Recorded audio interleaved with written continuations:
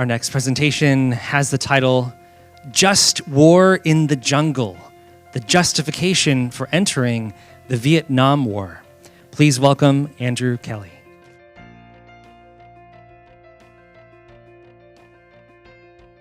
The year was 1969, and Chris Lorino had just graduated from high school.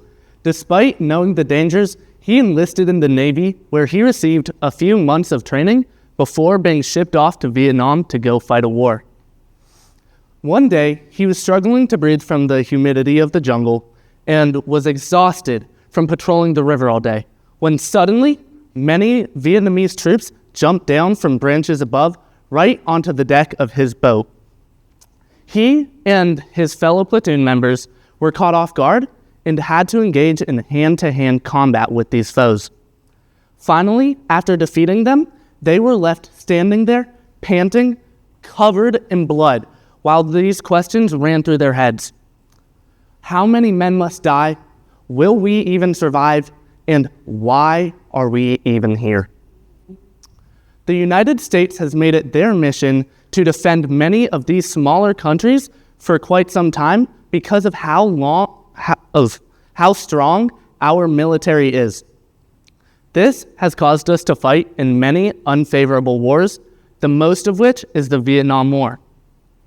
It was fought from 1954 through 1975, while the U.S. was primarily involved between 1965 and 1973. Throughout this time period, around 58,000 U.S. soldiers lost their lives in action. Why, if the Vietnam War was so unpopular and deadly, did the United States feel the need to defend Vietnam? Despite being widely regarded as the most contentious war in U.S. history, I argue that the United States should have intervened and had just reasons in doing so, being through just war theory itself, diplomatic relations, the threat of a third world war, and communism.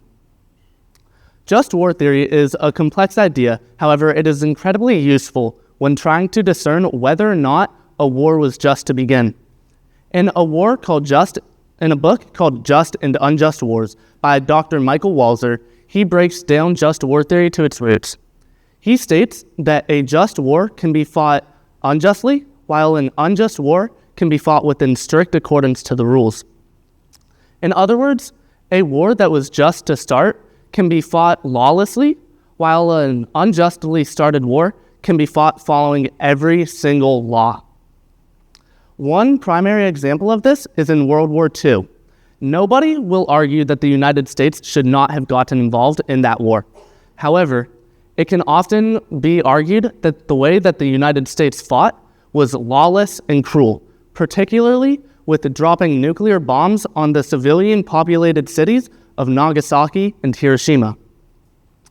Essentially, what just war theory breaks down to is what started the war, rather than how the war was fought.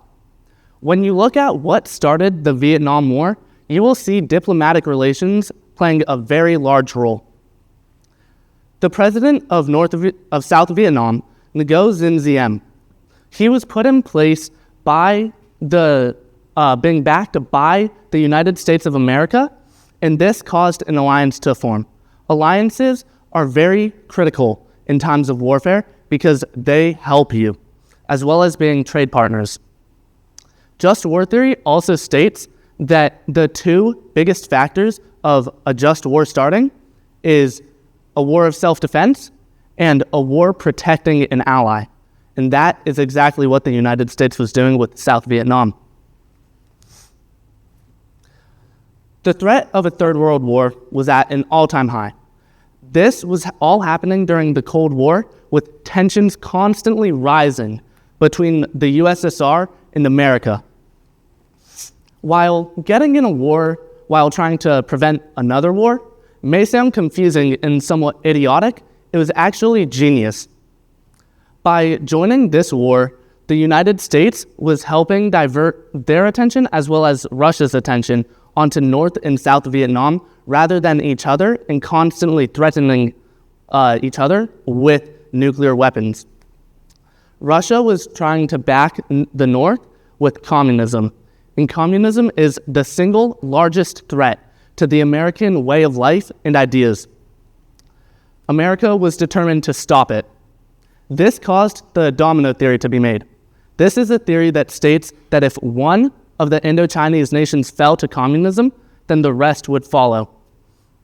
Michael Lind, in Vietnam, The Necessary War, argues that Vietnam was the key country of either keeping communism at bay or letting it run rampant throughout the rest of the world, but particularly Asia. The Indo-Chinese nations were made out of Laos, Cambodia, and Vietnam. And the borders with Laos and Cambodia that South Vietnam shared played a critical role in why the United States thought that Vietnam was so important, as well as its agricultural and economic importance to North Vietnam. While many argue that the domino theory was not actually correct and that it did not have any backing, I argue that there may have been some falseness to it. However, there's also actual backing behind it.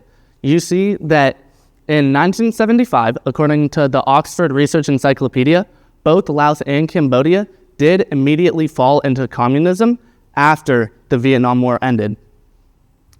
The Vietnam War ended up primarily being a war against communism rather than one single country.